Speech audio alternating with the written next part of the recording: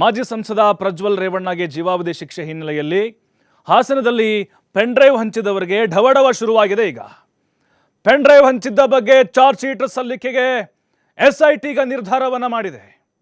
FSL ವರದಿಗಾಗಿ SIT team ಕಾಯ್ತಾ ಇದೆ. ಈಗ ಆಗಬೇಕು, ಪೆನ್ ಡ್ರೈವ್ ಹಂಚಿದವರಿಗೂ ಕಠಿಣ ಶಿಕ್ಷೆ ಆಗಬೇಕು.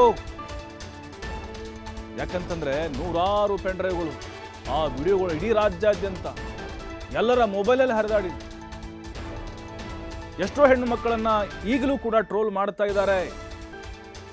ಏನಾಗಬಾರ್ದು ಅವರ ಸಾಂಸಾರಿಕ ಜೀವನ, ಅವ್ರ ಕುಟುಂಬದ ಪರಿಸ್ಥಿತಿ. ಎಷ್ಟು ಡೈವರ್ಸ್ಗಳಾಗಿದ್ದಾವೆ, ಎಷ್ಟು ಜನ ಸೂಸೈಡ್ ಮಾಡ್ಕೊಳ್ಳೋಕೆ ಹೋಗಿದ್ರು ಹೆಣ್ಮಕ್ಳು. ಈ ಪ್ರಕರಣದ ಸಂಬಂಧ SIT ಈಗ FSL ವರದಿ ಕಾಯ್ತಾ ಇದ್ದಾರೆ. 2 ರಿಂದ 3 ವಾರದಲ್ಲಿ ಚಾರ್ಜ್ ಶೀಟ್ ಸಲ್ಲಿಕೆ ಮಾಡೋಕೆ ತೀರ್ಮಾನ ಮಾಡಿದ್ದಾರೆ. ಹಾಸನ ಸೆನ್ ಪೊಲೀಸ್ ಠಾಣೆಯಲ್ಲಿ 5 ಮೇಲೆ FIR ದಾಖಲಾಗಿತ್ತು. ಪ್ರಕರಣ ಸಂಬಂಧ ತಮ್ಮಯ್ಯ ನೇತೃತ್ವದಲ್ಲಿ ತನಿಖೆ ನಡೆದಿತ್ತು. ಕೇಸ್ ಸಂಬಂಧ ಕೆಲವರನ್ನ ವಶಕ್ಕೆ ಪಡೆದು SIT ಕೂಡ ತನಿಖೆ ಮಾಡಿತ್ತು. ಕೆಲವು ಮಾಜಿ ಶಾಸಕರ ಆಪ್ತರ ಹೆಸರು ಕೂಡ ಇಲ್ಲಿ ತಳಕು ಹಾಕೊಂಡಿತ್ತು. ಅವರ ಆಪ್ತರನ್ನು ಕೂಡ ಕರೆಸಿ ವಿಚಾರಣೆಗೆ ಒಳಪಡಿಸಲಾಗಿತ್ತು.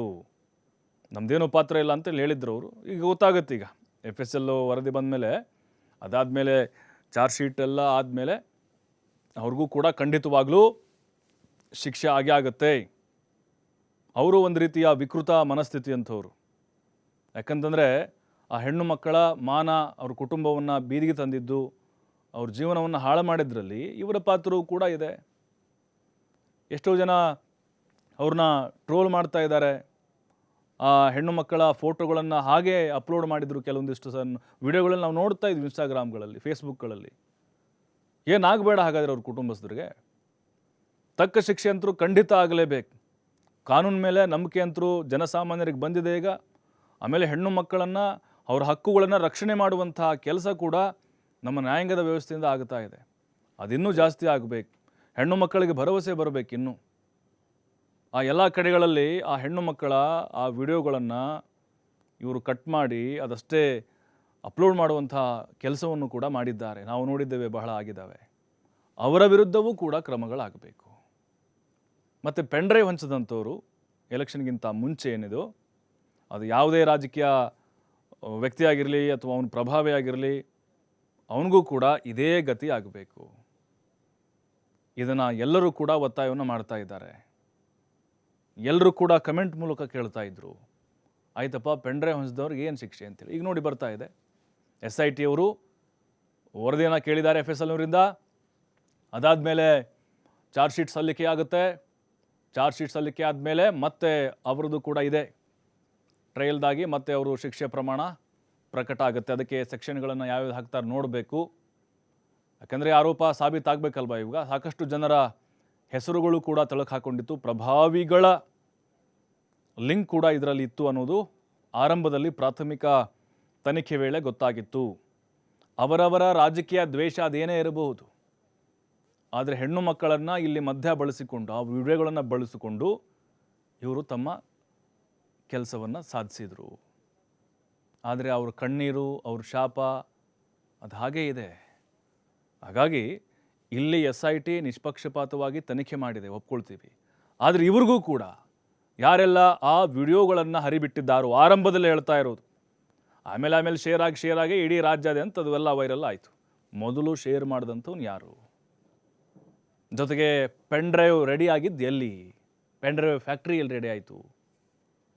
ಅದನ್ನೆಲ್ಲ ಗಲ್ಲಿಗಳಲ್ಲಿ ಈ ಕರಪತ್ರ ಹಂಚದಂಗೆ ಹಂಚಿದ್ದಾರಂತೆ. ಅದು ಕೂಡ ಇಲ್ಲಿ ಪತ್ತೆ ಆಗಬೇಕು.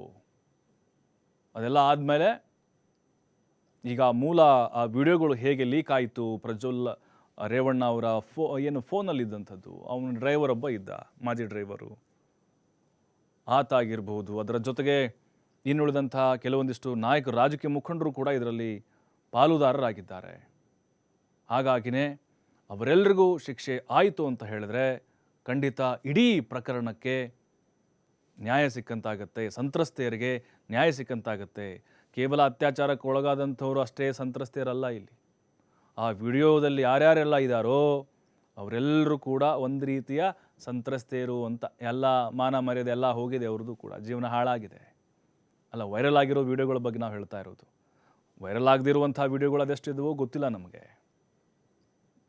ಹಾಗಾಗಿ ಇಡೀ ರಾಜ್ಯವೇ ನೋಡಿದೆ ಅಲ್ವಾ. ಜೊತೆಗೆ ಆ ಶೇರ್ ಮಾಡಿದಂಥವರು ಕೂಡ ಯಾರು ಅನ್ನೋದು ಗೊತ್ತಾಗಬೇಕು. ಅದಾದ ಮೇಲೆ FSL ರಿಪೋರ್ಟ್ಗೆ ಕಾಯ್ತಾ ಇದ್ದಾರೆ ಈಗ SIT ಅಧಿಕಾರಿಗಳು. ನಿನ್ನೆ BK ಸಿಂಗ್ ಅವರು ಕೂಡ ಹೇಳಿದ್ರು, SIT DGP ಅವರು ಹೇಳಿದ್ರು, ADGP ಅವರು. ಅವ್ರಿಗೂ ಕೂಡ ಕಟ್ಟುನಿಟ್ಟಿನ ಒಂದು ಕ್ರಮ ಖಂಡಿತವಾಗ್ಲೂ ಆಗುತ್ತೆ ಅಂತ ಹೇಳಿ. ಯಾಕಂತ ಹೇಳಿದ್ರೆ ಆಯಿತು, ಅವರು ಈ ಪ್ರಕರಣದಲ್ಲಿ ಪ್ರಮುಖವಾದಂಥ ಆರೋಪಿಯಾಗಿದ್ದಾರೆ, ಅತ್ಯಾಚಾರವನ್ನು ಮಾಡಿದ್ದಾರೆ. ಆದರೆ ಆ ವಿಡಿಯೋಗಳನ್ನು ಹಂಚಿದ್ದು ಕೂಡ ಅಷ್ಟೇ ಅಪರಾಧ ಆಗುತ್ತೆ. ಈ ಪ್ರಕರಣಕ್ಕೆ ಸಂಬಂಧಪಟ್ಟಂತೆ ಯಾವೆಲ್ಲ ಸೆಕ್ಷನ್ಗಳನ್ನು ನ್ಯಾಯಾಲಯ ಹಾಕುತ್ತೆ ಕಾದು ನೋಡಬೇಕಾಗಿದೆ. ಯಾಕಂತ ಹೇಳಿದ್ರೆ ಕೆಲವೊಂದಿಷ್ಟು ಪಕ್ಷದ ಪ್ರಭಾವಿ ರಾಜಕಾರಣಿಗಳ ಪಾತ್ರ ಇದರಲ್ಲಿತ್ತು ಅನ್ನೋದು ಆರಂಭದಲ್ಲಿ ನಾವು ಗಮನಿಸಿದ್ವಿ. ಅವ್ರು ಯಾರೇ ಆಗಿರಲಿ ಅವ್ರಿಗೂ ಕೂಡ ಇದೇ ರೀತಿ ಪ್ರಜ್ವಲ್ಗಾದಂತಹ ಶಿಕ್ಷೆನೇ ಆಗಬೇಕು. ಆಗದೇ ಇದ್ದರೂ ಕೂಡ ಕಠಿಣವಾದಂಥ ಜೈಲು ವಾಸ ಅವರಿಗೆ ಸಿಗಬೇಕು ಅನ್ನುವಂಥ ಒತ್ತಾಯಗಳು ಇಡೀ ರಾಜ್ಯಾದ್ಯಂತ ಕೇಳಿ ಬರ್ತಾ ಇದೆ.